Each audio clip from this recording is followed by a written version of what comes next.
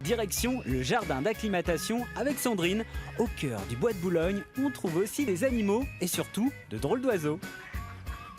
Avec leurs multiples couleurs, leurs chants mélodieux, les oiseaux sont de véritables animaux de compagnie et d'ornement. Vous voulez tout savoir sur eux? Direction la volière.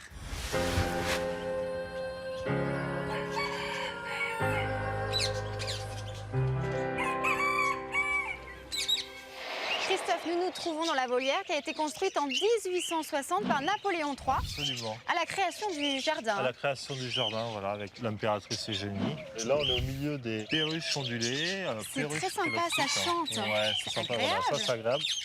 Ici, là, vous avez beaucoup de nids, c'est très joli. On a des perruches qu'on peut avoir à la maison. Des perruches qu'on peut avoir à la maison, c'est une perruche domestique, la perruche ondulée. Elle s'acclimate très bien, vous voyez, en fait, elle vit été comme hiver à l'extérieur. C'est incroyable toutes les couleurs qu'il peut y avoir, c'est naturel?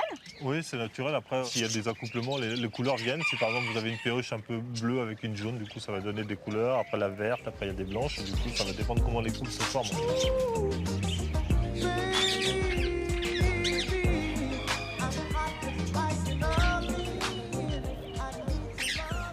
Alors là, vous voyez, c'est le mâle et la femelle.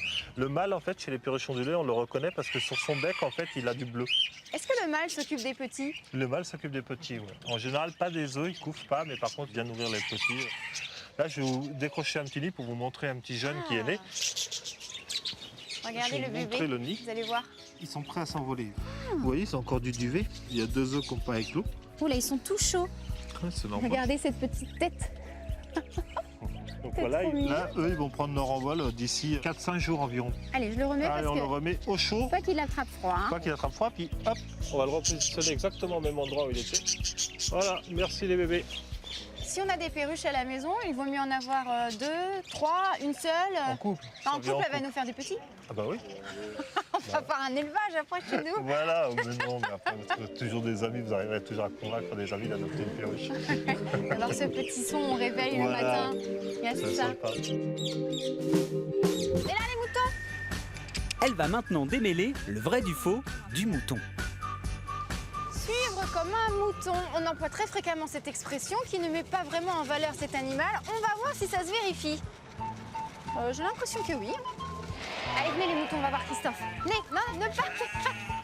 On dit suivre comme un mouton, mais c'est pas vrai du tout, ils sont tous partis. Les moutons, revenez. Non, non, c'est pas possible. Là, on joue à saute-mouton, c'est différent. Allez, on y va. Voilà. Bon, ils veulent tout le temps aller voir leurs copains là-bas, en fait. Viens, on va voir Christophe. Viens. Là. Enfin. Ah, c'est du sport, les moutons, en fait. Bah oui, c'est du sport les Mais moutons. ils ne suivent pas vraiment Ils des ne- moutons de ils ne- panurge. Ils ne suivent pas comme les moutons de panurge, comme disait Rabelais dans son livre. Oui. Les moutons sont des animaux grégaires, comme on dit, c'est des animaux qui vivent en groupe. On veut savoir que c'est les premiers animaux au monde qui ont été domestiqués. Le fait de suivre en fait, et de marcher toujours ensemble, quelque part, ils se protègent les uns aux autres et c'est plus une forme d'intelligence même. On va En dire. fait, c'est ça, ils sont toujours ensemble. Ils se suivent eux, mais pas nous. Et ils communiquent entre eux, Ils là d'ailleurs, on les communiquent entre eux, entend. Bien sûr, ils communiquent entre eux. Au milieu d'un groupe de moutons, par exemple, un bébé est capable de reconnaître le bruit de sa maman au milieu de 50 ou 60 moutons et de se diriger directement vers elle.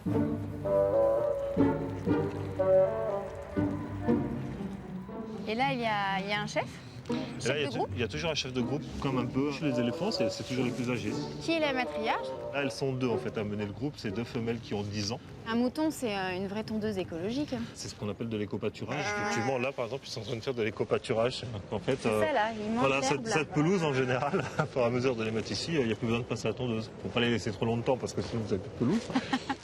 Allez, venez, on rentre Allez, les on rentre moutons. à la maison. Il pleut. Allez, allez, on rentre. Allez. Allez. Ils voulaient pas sortir et maintenant ils veulent plus rentrer. Alors, on dit un caractère de cochon, on pourrait dire un caractère de mouton. Ils ont un sacré tempérament. Hein. Allez, venez les moutons. Oui, mais il reste 2 comme des agneaux. Pas mal, Christophe. Pas mal, ça va. Eh bien, non.